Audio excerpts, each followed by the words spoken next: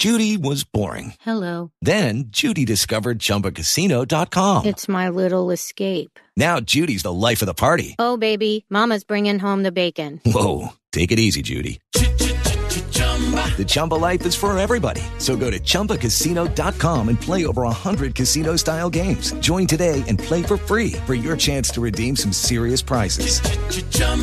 ChumbaCasino.com. No purchase necessary. Void where prohibited by law. 18 plus terms and conditions apply. See website for details. Okay, round two. Name something that's not boring. A laundry? Ooh, a book club. Computer solitaire, huh? Ah, sorry, we were looking for Chumba Casino. That's right, ChumbaCasino.com has over 100 casino-style games. Join today and play for free for your chance to redeem some serious prizes.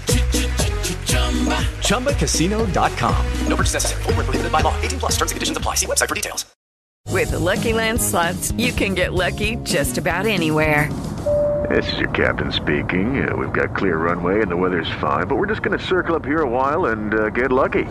No, nothing like that. It's just these cash prizes add up quick. So I suggest you sit back, keep your tray table upright, and start getting lucky. Play for free at LuckyLandSlots.com. Are you feeling lucky? No purchase necessary. Void where prohibited by law. 18 plus terms and conditions apply. See website for details.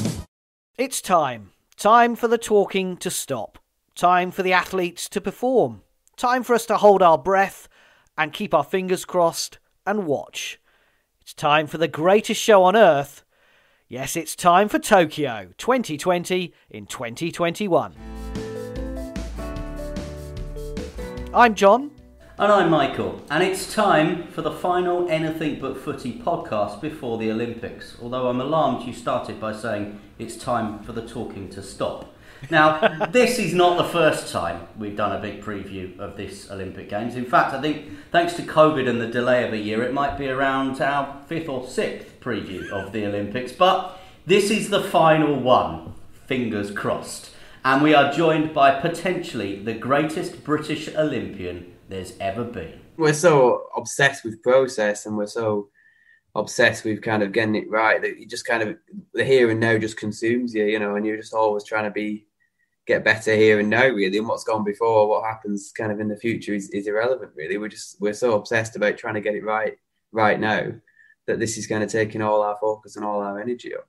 That's cyclist Jason Kenny, who's joining us to talk Tokyo, track cycling, lockdown, cycling on the road, the family and the future. It's a cracker. Stay with us. We'll also run through the first few days of the Games and who to watch out for. Hear from two more of Team GB's newbies, Charlotte Worthington and Scarlett Mew Jensen, names to watch out for: a BMX freestyler and a British diver. And we'll round up all the latest Tokyo headlines from Japan, both in the Olympics and the Paralympics. You can get in touch with us, of course, and we do love to hear from you, especially when you say the nice things. On Twitter, at AnythingButF. You can message us on Instagram and Facebook. Find us online. Our website is anythingbutfooty.com. There's also a contact us page on the website. Or you can just drop us an email directly, anythingbutfooty@gmail.com. And before we start, Michael, you mentioned that people are just suddenly realising the Olympics is about to start. So do us a favour, tell your friends about this podcast. If people want to know what is going on about Tokyo, pass on the details of this podcast. Yeah, it's amazing. I think the football has been so dominant in our sporting landscape for the last month that people have forgotten that there is another British football team entering an international competition on Wednesday of next week. That is when their Olympic campaign starts, and people, I think, will suddenly wake up and realise that it's the Olympic Games in a week's time.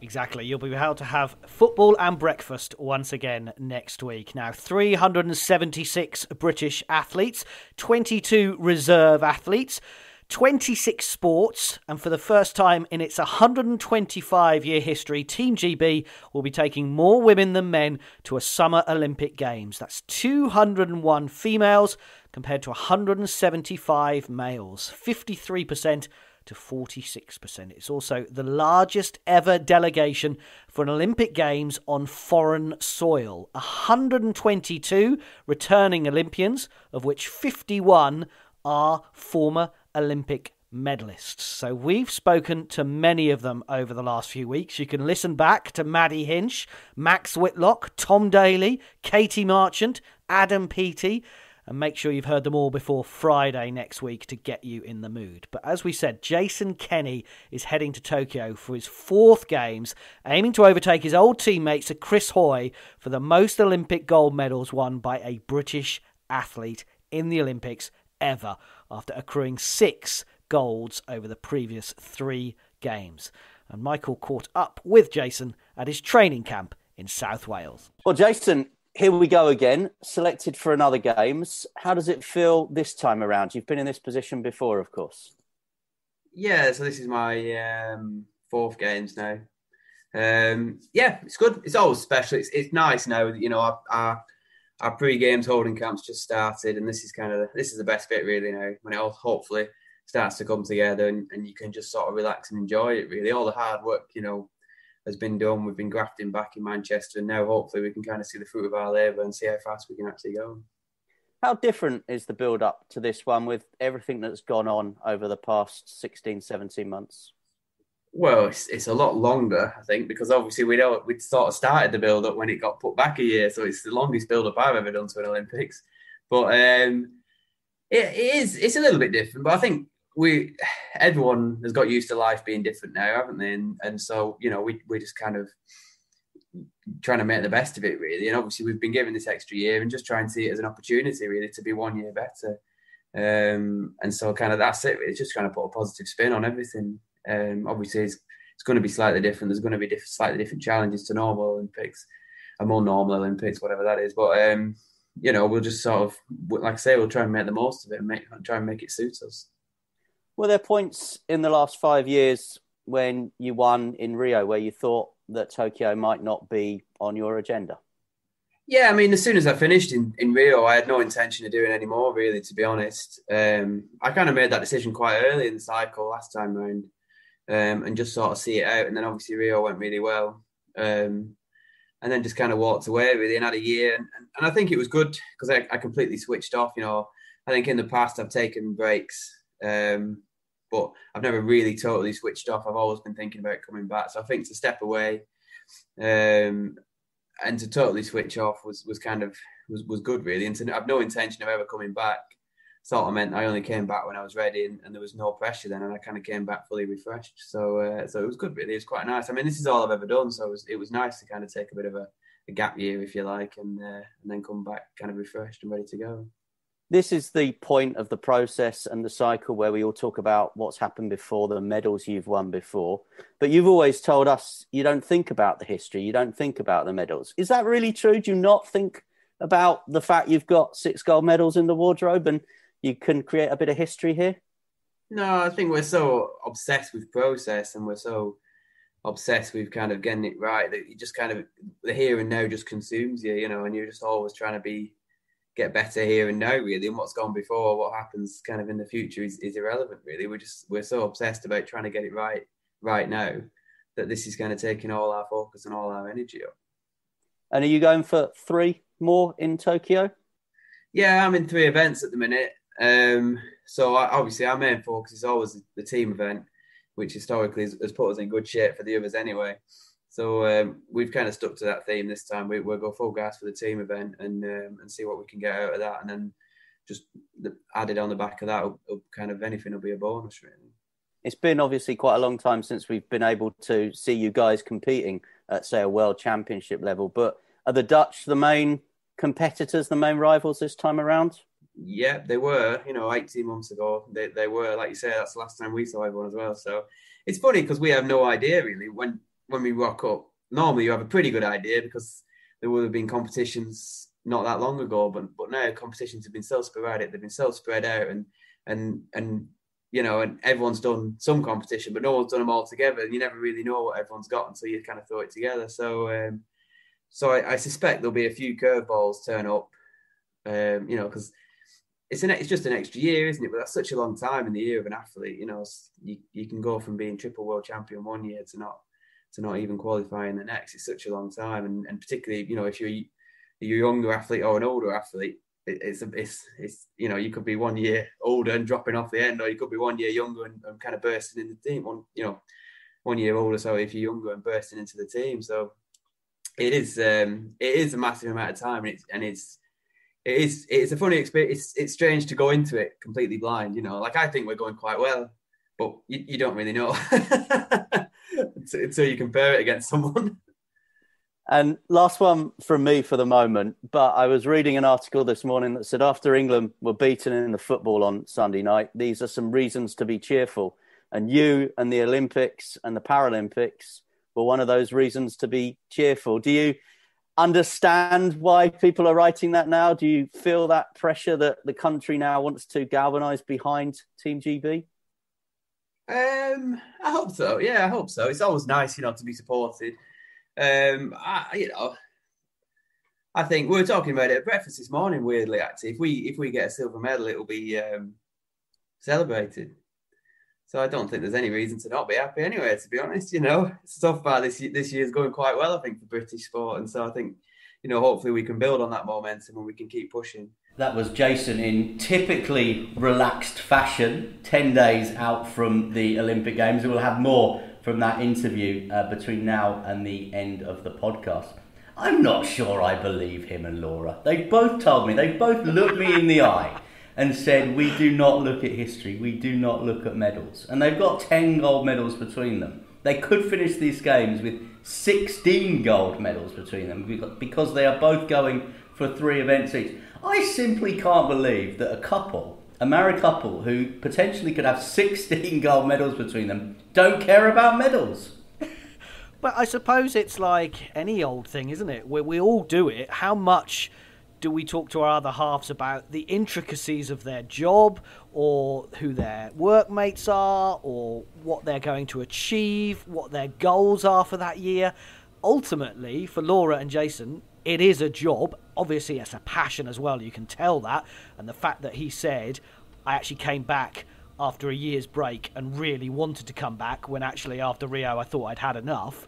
I think that shows the desire and passion that he has. But I say this about footballers, that you don't have to love football to be a good footballer, or to be good at it. It is a job ultimately, and so for Jason and Laura, it is just part of what they do. I also do think that they're just quite chilled about it, that they're not that worried about it, that they will, I think, looking at form, and you just don't know, as Jason said, you don't know what the form is going to be out there, but you would think that they would get another medal each to make them the greatest female, the greatest ever Olympian in British history. But I don't think they're that worried about that. They just enjoy getting on a bike, putting on the British shirt and performing. I think the setup they're in at British Cycling, which, as I've said in the interview with Jason, is a data-driven, it's a performance analysis setup. I think he is right, and I was probably being slightly flippant in what I said. He will just be looking at what his scores are and what his times are and what his physicality is telling him, and that's what he'll be doing at the moment. And when the medals come, if the results happen, then that is as a result of the process that he's gone through for 4 of the last 5 years, having taken that 12 months out.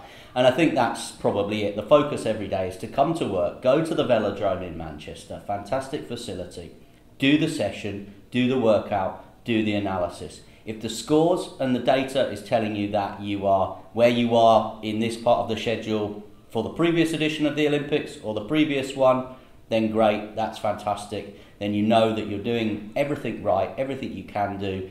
You know that people are working behind the scenes, sorting out the technology for you, making sure the cycle suit's right, making sure the bike is correct for you, making sure that everything else around you for the performance environment, the high performance environment, is right, and you just go in and do what you do. Now, if those scores and that data is suggesting to you that you are not where you were at this point in the schedule, or you are ahead, or you are behind, then that's another conversation. But as long as the scores, the data, and everything they're doing day in, day out is suggesting they're on track, literally, and that they're on track mentally, and they're on track for what they want to achieve, and they do want to win medals, then that, I think, is what they're there for. It's that word process, I think, that is the key one for them.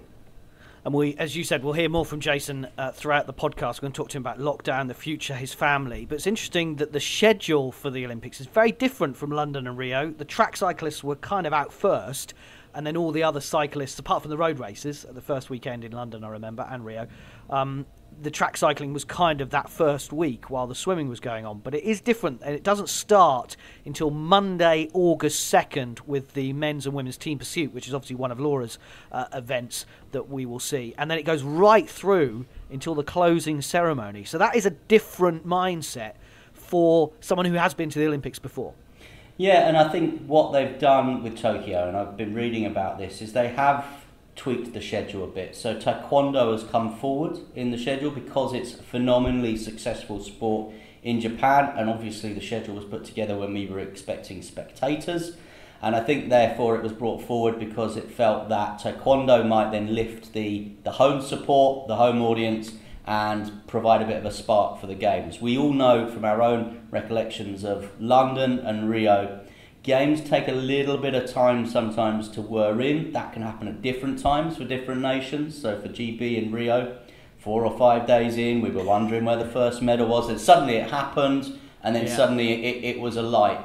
For the people of Brazil, it maybe was that second week when they won a medal in the athletics, of course, before it really caught a light for the local population in Rio. So what they've done in Japan is they've tried to kind of put that schedule together in the hope to try and get things going as quick as possible.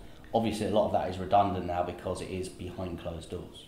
Yeah, although it is important that the media gets behind it and you start celebrating those medals, as you rightly say. With Brazil, it was always difficult when you're focusing on, say, team events, beach volleyball, football. You've got to go through all the rounds before you actually get to the point where you're going to win medals, and that's what we found in Rio. So let's look at some other Tokyo headlines, and we've actually just got some breaking news coming in on the emails from Thomas Bach, the Olympic president, Michael, which I'll read you in a moment, but he has said the Games were never going to be cancelled. He's arrived in Japan and says that, you know, we postponed it a year ago, but we couldn't let a generation of athletes down by not staging it. We, as you've said, will be no local crowds, confirmed late last week due to the number of cases in Japan. And Tokyo now will remain in a state of emergency throughout the Olympics, which will in effect mean no alcohol served after 8 p.m. We do feel sorry for our journalist friend out there in that one. And athletes will be performing in front of empty seats, which will be disappointing. But we've just had a statement from Thomas Bach and the Japanese Prime Minister, in fact. So the president of the IOC, Thomas Bach, and the Japanese Prime Minister, Suga Yoshihide. And the IOC president said afterwards that he'd like to express his heartfelt respect and gratitude to the government and the people of Japan for welcoming us.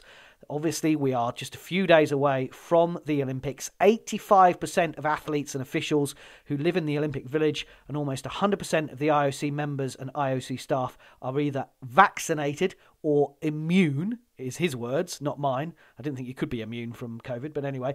The percentage of vaccinated international media is about 70 to 80%. And some stats for you, which will be interesting for a lot of people. 8,000 people plus have travelled to Japan already up to July 13th. They, of course, are going through a screening testing regime, pre-departure tests and health checks. Only 3 tested positive for COVID after arrival and were immediately isolated with close contacts subject to the relevant quarantine measures. So 8,000 people have arrived, 3 so far tested positive. There will be more tests and there will be more challenges ahead for the organisers, but it looks like potentially a strong start early days. Yeah, I'm absolutely convinced that we've not seen even the beginning of this story. I'm absolutely convinced there will be COVID cases amongst competing athletes. There will be maybe teams that have to pull out mid-competition for whatever reason. But yeah, as you say, a strong start. The data, the statistics that we're being told at the moment is good. We know personally of people that were meant to be in Tokyo that are not now travelling because of positive COVID cases. So all of the rules, the regulations that they've put in place at the minute are being adhered to. The paperwork to get into the country, and I was 3/4 of the way through that before I made my own decision not to actually travel to Tokyo for the Games this year.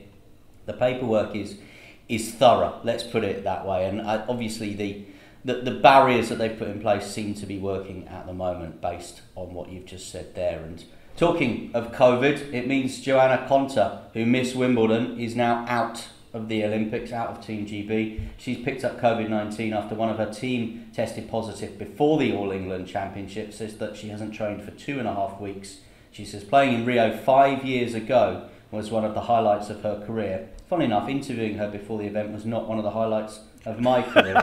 And she'll be cheering on Team GB from home instead. And also Roger Federer, who of course has never won a gold in the singles. He's won a gold in the doubles, a silver in the singles, losing to Andy Murray in 2012. Roger Federer has also pulled out because of a long-standing injury. So one of the big landmark flagship names gone. We mentioned some of the numbers of British athletes going to the Games. 3 more were added in the last week. Katie Reid will make history after being confirmed as the first female C1 canoe sprint paddler to represent Great Britain as the event makes its Olympic debut on the Sea Forest Waterway in Tokyo. The Scottish karate champion switched to canoeing as part of the Girls for Gold training programme 7 years ago. Middlesbrough's table tennis player Paul Drinkle will compete at his 3rd Olympic Games after he was awarded a spot due to his ranking place and the withdrawal through injury of table tennis legend Vladimir Samsonov of Belarus. Michael's a big fan of Samsonov. He's got a poster of him on his wall. Following Laura Muir's decision to focus on the 1,500 metres in athletics, she's just concentrating on that rather than the 8. Alex Bell has been selected to make her Olympic debut after running the qualifying standard with a lifetime best performance of 1:58.52 at the end of May. It means British athletics will have 77 athletes now in Tokyo. And we got a good glimpse of a fair few of them last night, of course. Last night in terms of when we are recording this edition of Anything But Footy. At the Gateshead British Grand Prix. And some of the headlines from that event, I think Katarina Johnson-Thompson's still struggling after her Achilles injury. Be interesting what she can possibly do between now and the second week of the Games. The world champion, of course, in heptathlon. A world lead time for our 4x100 metres team as well, looking in pretty good fettle for the relays. And interesting listening to some of the interviews with people like CJ Uja. Didn't really have a lot of time to practice, so it was just the aim to get the baton round. So they'll obviously be working on that. And I think the focus in terms of relays has changed slightly in that I think now there will be a little group that specialise in going for that relay medal. It won't just be an afterthought, an add-on to the 3 guys that maybe have entered the individual event. There will be others working to get through the rounds there. So that was an interesting one. No Dina Asher-Smith, of course, but I think that's just precautionary. I wouldn't be too concerned that Dina Asher-Smith is travelling to these Games with any kind of serious injury. I think in her position, with lots of people predicting that she's going to maybe win a couple, 3 medals, that it is just a precautionary measure. And a terrific performance from Jodie Williams be the other one I would pick out. And I think she could come back from these Games. They've got to be in the hunt for a relay medal, mixed relays and the 4x4. And, the way that she has discovered, if you like, in the last year or so, her prowess at 400 metre running, you wouldn't write her off in the individual. No, I watched the second episode of Gold Rush and the story of Christina Harugu. The fact that she was the first British woman to ever win the flat 400 metres Olympic title. I'm not saying that Jodie Williams is going to do that, but the way that she has found that event, it's such a tough event. We used to try and interview Christine after the 400 metres and she could hardly breathe, bless her. And I never really understood it until you actually realise what impact the 400 metres has on your body and your breathing. So the fact that Jodie has discovered that during lockdown, has come out flying a season's best and a personal best in the 200 and 400 in Gateshead last night was absolutely brilliant, as you say. Quick mention of Elliot Giles as well. In the middle distance, he's going in the 800 metres for the men, but he won the Emsley Carmile as well at Gateshead, which is more of a 1,500 metres distance. So he's there or thereabouts, and you hope maybe this is the time for us to see one of our British men once again get a medal in those middle distances. It's going to be tough, though, because you just don't know, as Jason Kenny told us earlier, what the others are doing. This is Anything But Footy, the Olympic and Paralympic podcast. We're focusing on Tokyo 2020, which gets underway in just days now. Paralympics starts, of course, August 24th, and watch out for this week because athletes will be named for Great Britain in table tennis, equestrian and paracycling. The countdown for the Paralympics continues. And in this episode of Anything But Footy, we are joined by Jason Kenny, who is on the verge of British Olympic history. A 6-time Olympic gold medalist in track cycling. Now, lockdown impacted on all of us, so we asked Jason what it was like in the Kenny household. And as we heard earlier, Jason and Laura don't often discuss their history-making achievements at home. Here's Jason with John. Jason, is it fair to say that if COVID never had come across our paths, you'd be sitting with your feet up in 2021?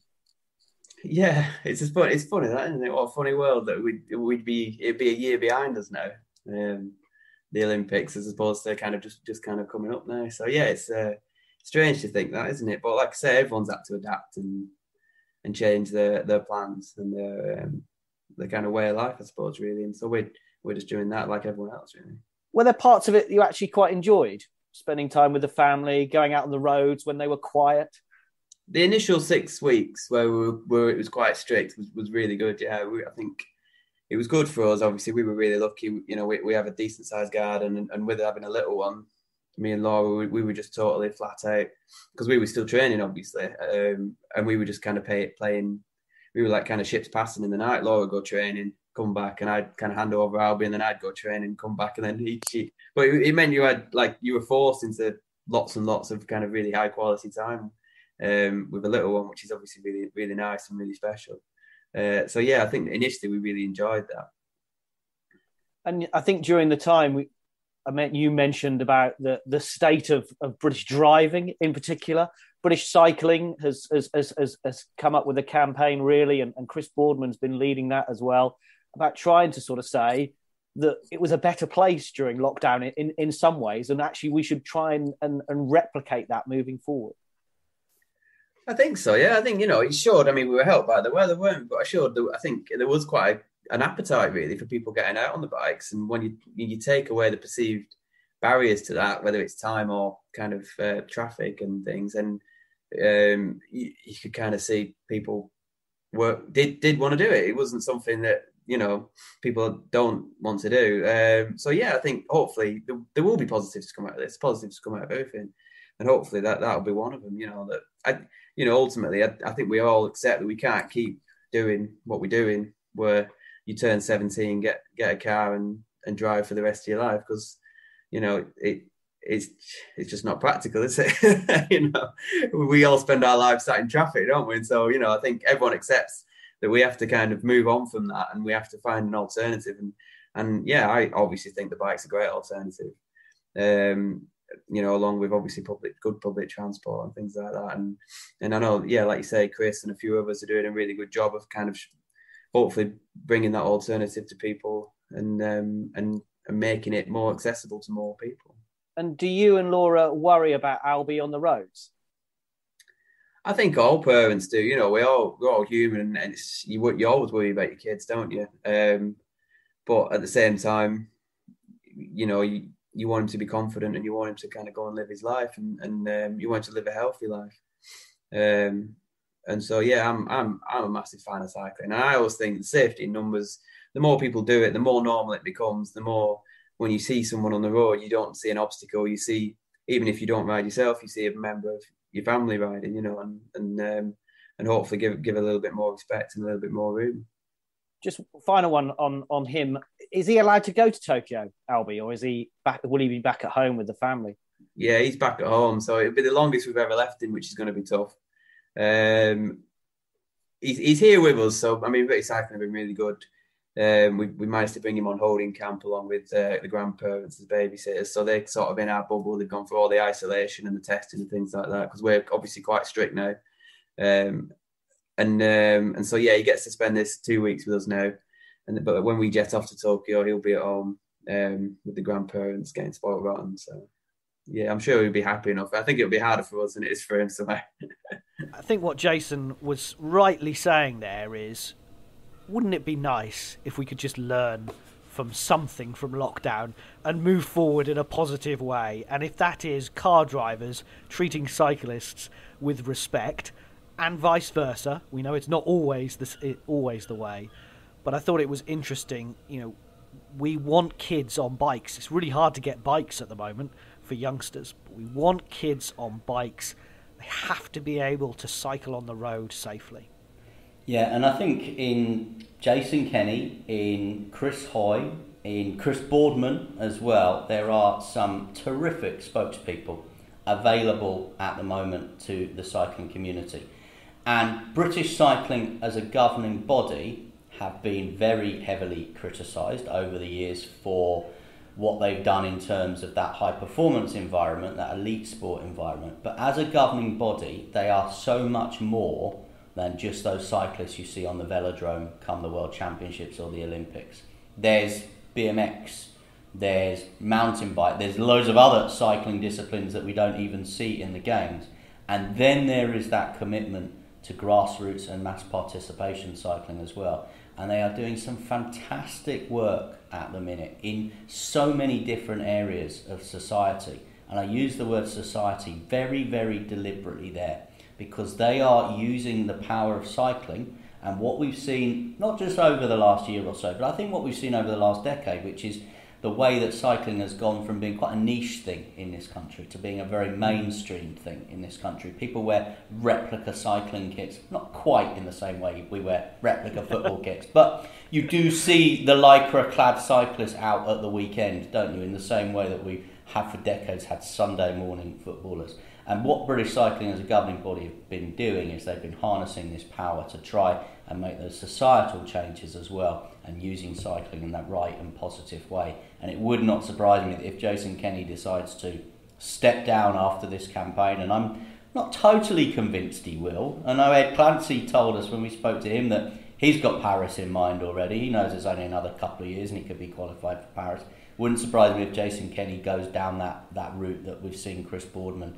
And from being the kind of quiet, relaxed man of the team, actually being one of the most visual and one of the most communicative in terms of that bigger picture. And he'll look at his own family, he'll look at Albie, he'll look at Laura, he'll look at himself and think, we need to make changes. We need the roads to be safe for my little boy.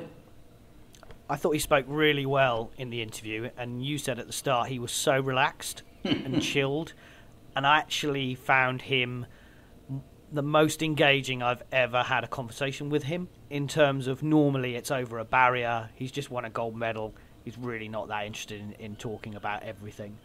But I thought he really focused on what was important, what his job is. And I think the family dynamics, as you said, they're an incredible family, incredible successful family, but they're obviously very, very tightly knit together and working together in the future. And I just felt that, I agree with you, I think he might go to Paris. Might. So let's find out. What does the future hold for Jason? As we say, track cycling is right at the end of the Olympics, up to the closing ceremony. What will happen at the opening ceremony and what will happen after the closing ceremony? Here's Jason again. Jason, you don't strike me as the kind of guy that gets overly excited about all the hullabaloo around the Olympics, things like opening ceremonies and spotting people in the village. Is that a fair comment? No, I don't. No, I don't really think about stuff like that. I mean, I've only been to one ceremony. I only went to one closing ceremony at all the games. But it's a shame this time because we're in a different village. The village is quite a special experience normally, but we're in the satellite village out in the sticks somewhere. So it's a bit, we're not in the main one. So we won't have the normal kind of game that you play over lunch where you sit and try and guess the sports of people. But there are some amazing people in the village. It's a bizarre experience because obviously the difference inside, you've got gymnasts, shot put and weightlifters and all sorts of different people, and some amazing people come kind of walking through the village. It's a really special place, and it's an experience in itself, just kind of staying there. So you and Laura are not going to be carrying the flag in that opening ceremony, because obviously we are getting a male and female flag bearer this time. Yeah, I hear that. Yeah, I'm not sure we're even out there for it. I think because we're one of the last events. I think we're literally racing on the last day, so I think that I'm not sure we're even going to be out in time for the opening ceremony. But yeah, I mean, that should be good. Hopefully, like you say, it's a male and a female this time. So I'm sure it'll be special, whatever happens. And 3 years from Paris, definitely not on your agenda? I have no idea, to be honest. I'm not planning beyond the end of this games. I've enjoyed it, this time. I really have. It's a bit more relaxed for me personally. And yeah, I've just kind of sat back and had a good time and kind of forced myself to not get too stressed about anything really, which has worked really well. And like I say, I've really enjoyed it. So kind of, we'll see what happens after that. I might not have a choice. I might get pushed out of the team anyway, or I might get injured or whatever. I'm getting a bit old and creaky now. So we'll just kind of see what happens after the game. Well, we wish you and Laura and the whole team all the best. Thank you so much for talking to Anything But Footy. Thank you. Cheers. Well, I think he's probably said that he and Laura are not going to carry the flag in the opening ceremony. I think You've lost your bet. The schedule would suggest that he might not be there for that. As a punt on that, Tom Daley, I've said that, and I mean, he's told us he's not going, but I think if he got the chance to carry the flag, he could. Jade Jones would be another one. She's going to be there. She competes fairly early on in the schedule as well. We know a male and female flag bearer, so... But Andy Murray competed really early in Rio, and he still carried the flag because he realised what an opportunity it was, and to be recognised by fellow athletes and Team GB. Tom Daley is in action over the first weekend of the Olympics, as you rightly say. Jade Jones within a few days as well, so question marks over them. But it has to be, and Max Whitlock competing for the men's gymnastics, I think the first day, I think they are going for the team final to try and qualify for the team final. So all the big names that we remember from 2012 have carried it on in 2016, who you would likely think who would carry a flag. And it has to be a male and a female this year, as you said. For the first time, they're having two flag carriers. Who is it going to be? I think you might be right. I think if you get asked, you're going to try and make it happen, aren't you? One other name to throw out there would be Naomi Folkard, who's going to her 5th Olympics in archery. Again, archery is fairly early on in the programme. It's not a name that I think will stand out to people because there isn't the medals in the cabinet at Olympic level, certainly, that there is for people like Max Whitlock and Jade Jones. But if we go down the same route that we've always done, which is each sport individually votes for someone and then puts those people forward, and you can step back and say, no, I don't want to be included, as Steve Redgrave did, having already done it a couple of times. I would suspect archery will put Naomi Folkard forward. Not all sports will have everyone there to do it. So there's another name, if you like, to throw into the pot. But I think, let's hope that Jason and Laura are at that closing ceremony carrying the flag in which Kate Richardson-Walsh did 5 years ago. And maybe Jason will get his chance in the opening ceremony in Paris in 3 years' time. Who knows? Quick word on opening ceremonies. I actually can't stand them. Love them. I can't stand them. Love them. The only thing I've ever watched is the London 2012 one. I've watched having them all. watched it at the time. Watched them and all. I've rewatched it. I cannot. Can't just why? Why are you interested in watching another? I get the whole excitement of the day of the opening, day zero as they call it in the Olympics. It is day zero. It's the start of everything over the next 16 days. I understand about watching it in Rio and watching it at London. Why would you go back and watch Atlanta? Well, I've watched them all recently. I've gone back on the YouTube channel and I've watched Atlanta, I've watched Barcelona, I've watched Los Angeles, I've watched Seoul. My favourite moment of the Olympic Games is that moment at the start of the ceremony where they cut to that helicopter camera above the stadium and there is that little bristle of excitement, and at that point no one is talking and anything might happen. Who knows what is going to occur over the next 17 days. Anything is possible at that point. Nothing's gone right, nothing's gone wrong. I love it. I'm an event junkie. I think the ceremony is just fantastic. I love to see the history of a country through the medium of mime. What else would you want to be doing on a Friday afternoon in July than watching the history of Japan or Tokyo through hip-hop? Yeah, I could think of a few things, to be fair. I've seen the fireworks again in Beijing, which were huge and humongous. I was at London 2012, standing outside the stadium when the fireworks went off at the end. I've never felt like the world was shaking. I've never been in an earthquake, fortunately, but it felt like I was in one of them then at London 2012. I get the excitement of the opening ceremony. I get the fireworks. I love Danny Boyle and what he did with London 2012. I don't really care about the others, I'm afraid to say. But you know, I understand your passion. And frankly, if anyone wants to talk to Michael about any opening ceremony in the next week, get in touch with us at anythingbutfooty@gmail.com. Can I say one more thing? I think my passion for the opening ceremony comes from the fact I missed the opening ceremony in London because I was covering Torquay against Leeds United in a pre-season friendly before heading off to the Olympics. I was told I could go and cover the Olympics as long as I did Torquay versus Leeds United on the Friday night, and so I missed it. I remember driving home, listening to them talking about how great it was on the radio, and I hadn't seen it. So that's part of it, I think. That's where I've been trying to make up for lost time. Understandable. Anyway, let's move on. One of the new disciplines making its debut in Tokyo is freestyle BMX. It's still the BMX racing, of course. That's sort of a point-to-point race, if you like.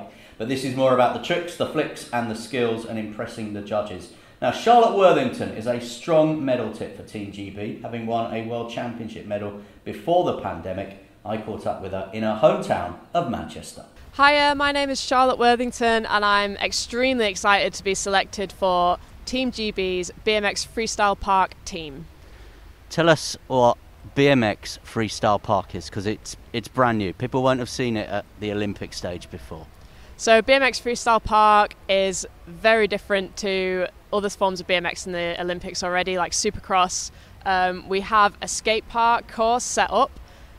People will use it to go 10-15 feet in the air, upside down, hopefully land tyres down safely. It's extremely exciting and visual. You don't have to know a lot about it to enjoy watching it and to see what's good and what's not. So it's just going to be a crazy event. And you guys are the future of the Olympic Games, because with things like skateboarding and surfing, 3-on-3 basketball, these are the kind of sports we need in the Games if young people are going to continue to be enthused about them as each edition goes on. Definitely, yeah, we're definitely the future of the Games, mainly because it's so accessible. Everyone has a BMX in the garage generally. People love surfing, skateboarding. They're all great hobbies to be involved in. And as we've shown, they can be more than just hobbies. They can be competitive sports, or they can be just hobbies, as we started. We all started as a hobby, as something that we love. And each one of these new disciplines, surfing, skateboarding, climbing, all have really, really great communities within them. And that's something that maybe isn't shown in a lot of the other Olympic sports that are a lot more old school and traditional. So it's definitely a new lease of life into the Olympics. And I'm guessing when you started as a hobbyist, the Olympic Games weren't on the horizon, weren't on your agenda. When did they come so sharply into focus? No, not at all. I mean, throughout my teenage years, I was always into extreme sports. So I actually used to ride scooters, or I'd muck about on anything with wheels. And it was only when I was 19, turning 20, that I actually picked up a BMX like for good and thought, oh, this is going to be my new hobby. This is what I want to do. And it was a year later that the whole British cycling team recruitment came about, because it was announced in 2016, 2017 that BMX Freestyle Park was going to be in the Olympics. And my friends used to actually joke about it with me. Like when I just started, they'd joke that I would be on the Aldi adverts, doing the Olympic adverts. And I was like, oh no, like no way. And then just through taking a series of opportunities that came my way and just really enjoying what I did, it kind of led me down this Olympic path, and it was something that I found I really enjoyed. I definitely got a lot better at.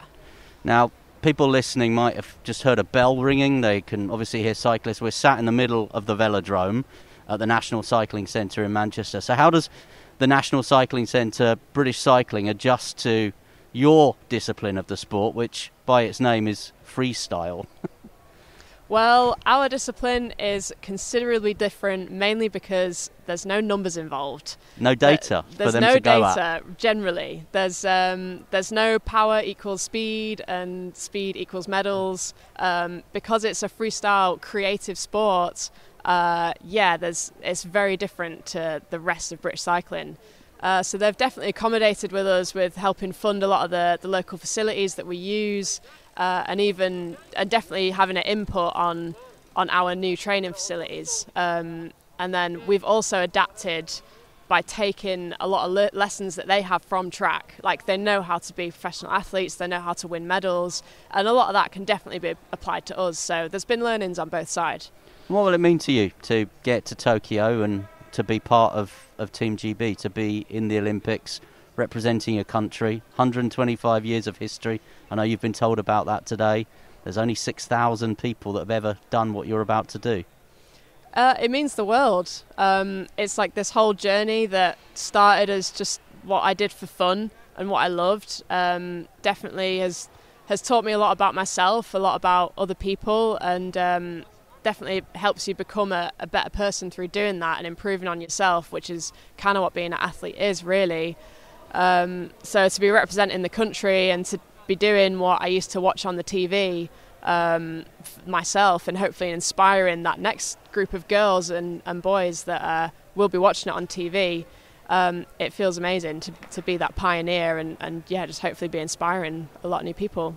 And a medal coming home in the hand luggage? We're hoping so. We're definitely looking at podium, but we're always looking at gold. Well, good luck. Thank you very much. Really looking forward to seeing Charlotte. We talked about Jason Kenny being relaxed when we interviewed Charlotte separately as well for the radio series. She was so chilled. Yeah. And that's the sport, though, isn't it? It is a totally different event, and you have to have a mindset like, I'm going to fall down, like we heard from Sky Brown in the last episode when she was badly injured. You have to get back on that board, get on that bike and try again. And there is a certain mentality that I don't understand personally, but I can see why people want to do it, and I can see why it's exciting. And I remember watching like the first snowboarding events and ski jumping events and the Winter Olympics, and it actually makes it so much more exciting than just a race from here to there. Yeah, I'm looking forward to it. I think the IOC and the Olympics are going the right way in bringing some of these new events in. We need to innovate. I've said this before. We need to change. We need to move the games on, and this is one of the ways of doing it. So we've talked a little about the first weekend of highlights. Cycling could be a place for Great Britain to win a medal in the first weekend of the Games. So just to run you through some of the things that are happening over the next week. As Michael said, football starts Wednesday, July 21st, 8:30 in the summertime here, 8:30 in this country. It's Great Britain versus Chile in the opening group game. Pool D, I think it is, of the women's football first round matches. 8:30 in the morning here. Group E. In this country. Group D. E. Great Britain against Group Japan. E. Oh yes, there's 4 men's group, 3 women's groups. So Group E. So Great Britain looking forward to that one. Then on Friday, the opening ceremony, which we've talked about. Michael will be looking forward to that. There is actually rowing before that. Midnight till 4 o'clock in the morning this Friday, July 23rd, day 0 at the Sea Forest Waterway. Victoria Thornley, Graham Thomas, John Collins, they're the single sculls and men's double sculls, and then you've got the men's quadruple sculls and the women's quadruple sculls, all in heat action before the actual opening ceremony takes place that night. You've also got sports like softball, which are starting early as well. So there are going to be a few little things to catch up, and there's archery as well. There'll be some of the ranking rounds, if you like, for the archery, because that will then set the seeding for when they go into the competition. And archery is, as we said earlier, is one of those sports that starts early, could be an early medal chance maybe for Great Britain, who will have a really significant medal chance in the first medal event of the Games, which is the women's 10-metre air rifle. Shona McIntosh going in that one. She'll probably be more focused, I think, on her second event, which is the 50-metre 3 position, but she is an outside chance of a medal, and we could have a medal in the early hours of Saturday the 24th of July. I mentioned the men's cycling road race at the Fuji International Speedway, Saturday, 3 o'clock in the morning, this time here in this country. Theo Geoghegan-Hart, Geraint Thomas, Adam Yates and Simon Yates all in action in the men's cycling road race on the Saturday. And then the women are in action with Lizzie Dynan and Anna Shackley in action again from 5 o'clock on Sunday morning. That's Sunday, so day 2 in effect of the Olympics. And Michael, an interesting one for you. Late Sunday night, early Monday morning, the triathlon. Yeah, again, terrific medal chances. I would say probably more in the women's triathlon, which is a day later. But Alex Yee has got to go there with some confidence after his performance in Leeds. Don't write Johnny Brownlee off. He's been there before. He's won a bronze, he's won a silver. This one, he's going for gold, of course. As you say, late on Sunday night into the early hours of Monday morning. And then the women, of course, just such a strong team. Vicky Holland, bronze medalist from Rio. Jess Learmont, Georgia Taylor-Brown, the world champion as well. You would hope for a couple of triathlon medals over those first 3 or 4 days. Also on Sunday, you mentioned taekwondo, Jay Jones and Bradley Sinden. The world champion Bradley Sinden, the first ever medalist for Great Britain in the male, coming through since Rio, Bradley, and then Jay Jones, of course, going for a 3rd Olympic gold medal. She's the double Olympic champion already. That's on Sunday. So there's so much to go through. We mentioned that we will be trying to tweet through the days to give you an idea of what you should be looking out for over the course of the days. Tom Daly and Matty Lee will be in action in the 10-metre synchro. Of course, we heard from them in earlier podcasts. They're really good mates, and they have to be for synchro. While Scarlett Mew Jensen is a rising diving star for Team GB, she'll be making her Olympic debut in the 3-metre springboard in Tokyo.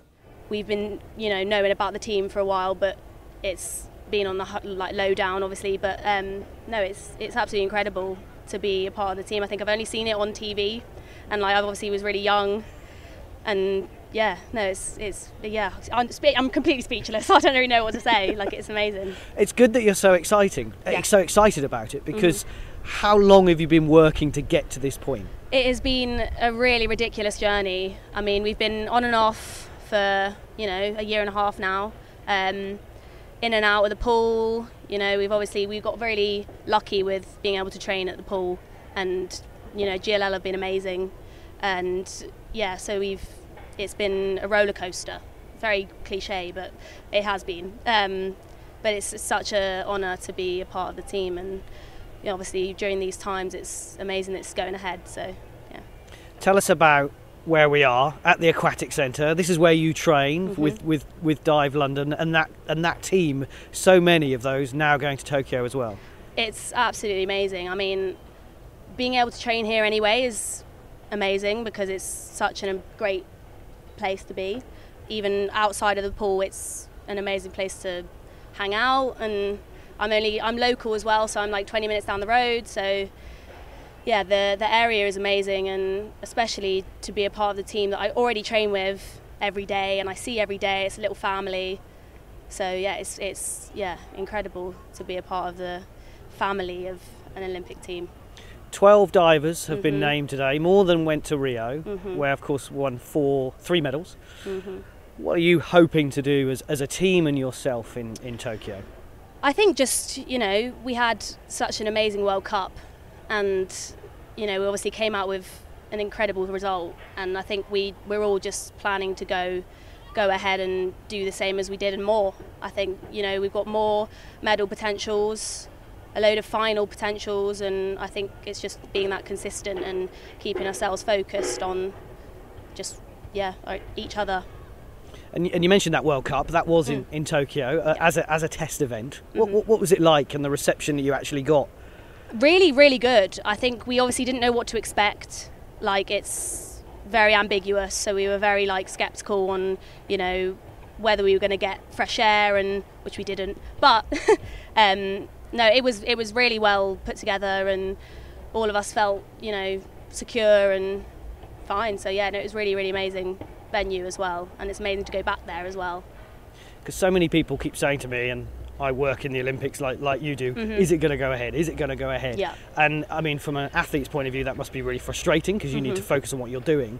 But you were there, it was safe, you competed, and that's what we need to get that message out there. No, absolutely. I think, there was so much of a, are we going, are we not going? And it was even close to the time, it got cancelled initially, and then we were all like, oh, okay.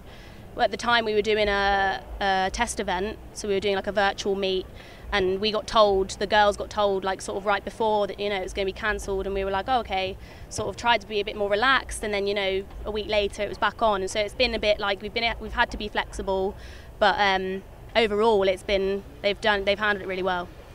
Last question then. This park, you mentioned you grew up or home 20 minutes away. 2012, the home of the Olympics. How did that inspire you to get to where you are now? Words can't describe how much it inspired me, and it drove me to be, a part of it. And I think, especially having it in London, I think really made that Olympic dream so much more intense. And to have that dream come true, 2 cycles later, is absolutely insane. It's so incredible, yeah. Do you have any particular memories of 2012? I actually did a BBC video of myself, and I was actually looking back at it the other day, and I'm so small, I'm so young. I think I was like 11, and I'm like, it's obviously like, oh, Scar's got a dream and all this stuff, and I'm like, it's absolutely amazing to think, that's actually coming true. And memories, definitely seeing Tom compete. And obviously now I train with him and have him as my mate and part of my family. So it's, surreal. Well, many congratulations again. Thank you very much for talking to Anything But Footy. Thank you so much. Just a couple of other things just to put in your Olympic diary if you want. When you get up on that Saturday morning, maybe switch on the telly and look out for Ashley McKenzie in the judo. He's back, of course, as part of Team GB. He'll need to come through the elimination rounds, which I'm not expecting you to be awake for. They're between 3 a.m. and 6:30. If he gets through those, though, he will be going for his medal from around about 9 o'clock in the morning. You've also got potentially Andy Murray starting his tournament. 3-on-3 basketball starts on that first Saturday. You've got hockey matches beginning as well. Team GB looking to defend that women's gold medal they won in Rio. The women start against Germany in the early hours of Sunday morning. And then talking of Sunday as well, you've got surfing potentially making its debut. You've got skateboarding potentially making its debut as well. And one other thing just to point out as well in that first weekend, could be the first canoe medal for Adam Burgess in the C1. You need to be up at around about 6 o'clock on Monday morning for that one. Fingers crossed that you and I will be there watching it. I'm absolutely sure, and as I say, we try and keep you up to date on social media as much as we can. And if you are a fan of Anything But Footy, then make sure you tune into TalkSport and hear Michael throughout the 2 weeks, popping up here, there, everywhere, any time of the day, any time of the night. He will be bringing all the action on TalkSport, and well worth tuning in for. Well, that's very kind of you to mention that. Thank you. You can get in touch with us anytime at Anything But F on Twitter, message us on Instagram or Facebook, find us online, anythingbutfooty.com, or drop us an email, anythingbutfooty@gmail.com. Finally, it is time for the talking to stop. It is time for Tokyo 2020 in 2021.